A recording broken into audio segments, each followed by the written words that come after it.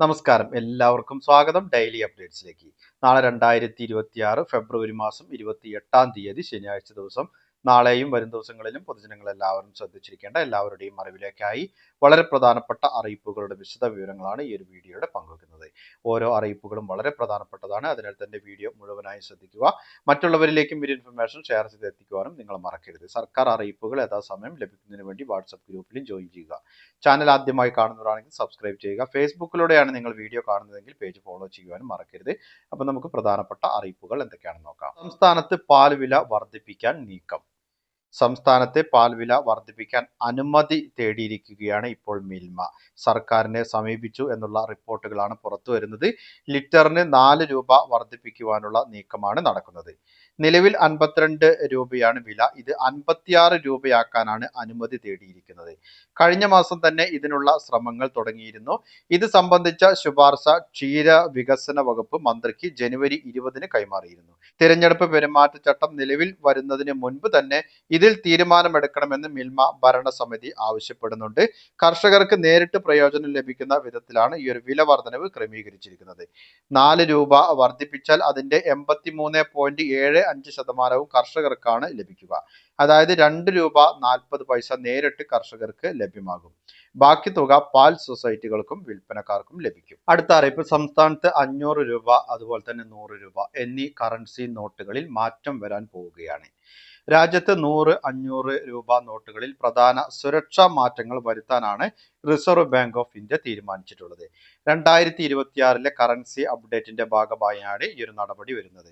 എന്നാൽ ഇത് 2016 നോട്ട് നിരോധനമല്ല എന്നും നിലവിലുള്ള നോട്ടുകൾ അസാധുവാകുന്നില്ല എന്നും RBI വ്യക്തമാക്കി. നോട്ടുകളുടെ രൂപകൽപ്പനയിൽ മാറ്റമില്ലെങ്കിലും അവയുടെ സുരക്ഷയും ഈടുനിൽപ്പും വർദ്ധിപ്പിക്കുന്നതിനായുള്ള പരിഷ്കാരങ്ങളാണ് വരുത്തുന്നത്. നോട്ടുകളുടെ പ്രിന്റിംഗിൽ കൂടുതൽ വ്യക്തത ഉറപ്പാക്കും. നോട്ടുകൾ കൈകാര്യം ചെയ്യുമ്പോൾ മഷി മങ്ങുന്നത് തടയാൻ കൂടുതൽ കരുത്തുള്ള മഷി ഉപയോഗിക്കും. വാട്ടർമാർക്കിന്റെ വ്യക്തത വർദ്ധിപ്പിക്കുകയും മൈക്രോ ലെറ്ററിംഗ് കൂടുതൽ ശക്തമാക്കുകയും ചെയ്യും. ദൈനംദിന ഇടപാടുകളിൽ ഏറ്റവും കൂടുതൽ ഉപയോഗിക്കപ്പെടുന്ന നോട്ടുകളാണ് 100 രൂപയും 500 രൂപയും.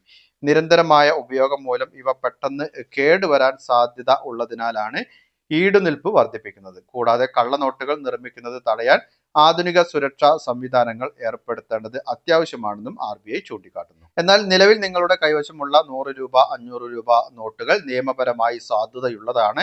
അവ തുടർന്നും ഉപയോഗിക്കാൻ സാധിക്കും. പഴയ നോട്ടുകൾ ബാങ്കുകളിൽ നൽകി മാറ്റേണ്ട ആവശ്യമില്ല. പുതിയ സുരക്ഷാ ഫീച്ചറുകളുള്ള നോട്ടുകൾ ബാങ്കുകൾ വഴിയും ATMകൾ വഴിയും ഘട്ടം ഘട്ടമായി മാത്രമേ വിപണിയിലെത്തുകയുള്ളൂ. നോട്ട് നിരോധനത്തെക്കുറിച്ചോ പഴയ നോട്ടുകൾ അസാധുവാകുന്നതിനെക്കുറിച്ചോ സോഷ്യൽ മീഡിയയിൽ പ്രചരിക്കുന്ന അസ്ഥിരമായ വാർത്തകൾ വിശ്വസിക്കരുതെന്ന് അധികൃതർ അറിയിച്ചു. RBIയുടെ ഔദ്യോഗിക വെബ്സൈറ്റ് വഴിയുള്ള അറിയിപ്പുകൾ മാത്രം വിശ്വാസത്തിലെടുക്കുക.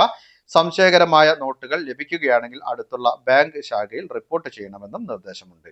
അടുത്തതായി പങ്കുവെക്കുന്നത് ആധാർ കാർഡുമായി ബന്ധപ്പെട്ടിട്ടുള്ളതാണ്. ആധാർ കാർഡിൽ നിരവധി മാറ്റങ്ങളാണ് വരാനിരിക്കുന്നത്. പേര്, മേൽവിലാസം, ആധാർ നമ്പർ ഇതൊന്നും തന്നെ ഇനി ആധാർ കാർഡിൽ ഉണ്ടാവുകയില്ല.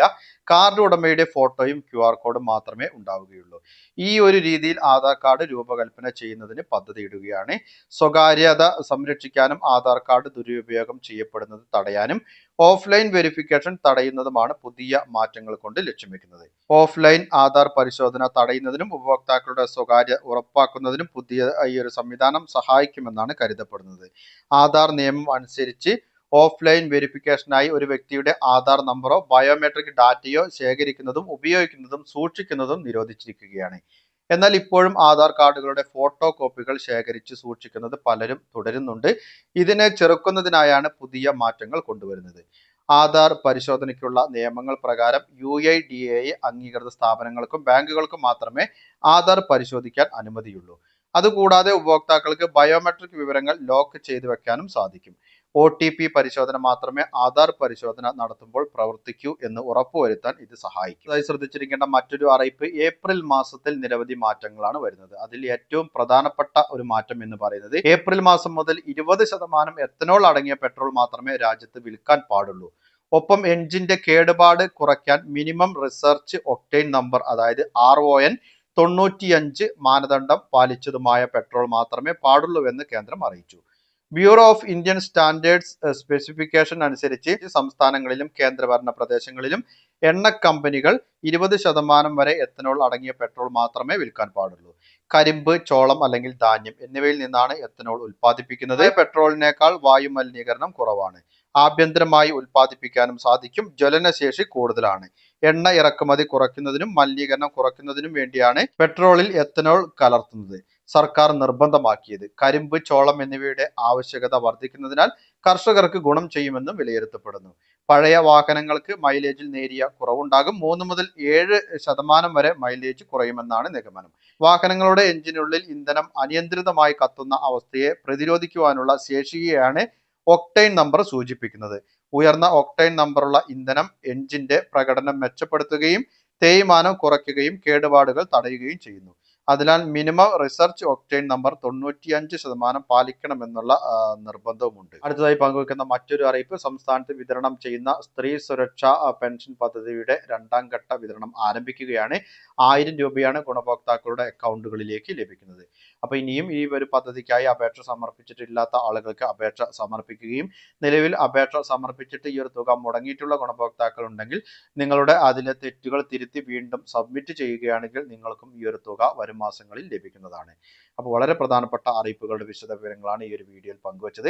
മറ്റുള്ളവരിലേക്കും ഇൻഫർമേഷൻ ഷെയർ ചെയ്തെത്തിക്കുവാൻ നിങ്ങൾ മറക്കരുത്. സർക്കാർ അറിയിപ്പുകൾ യഥാസമയം ലഭിക്കുന്നതിന് വേണ്ടി വാട്സ്ആപ്പ് ഗ്രൂപ്പിൽ ജോയിൻ ചെയ്യുക. കൂടാതെ www.janakshemamedia.com എന്ന വെബ്സൈറ്റിലും നിങ്ങൾക്ക് വാർത്തകൾ ലഭിക്കുന്നതാണ്.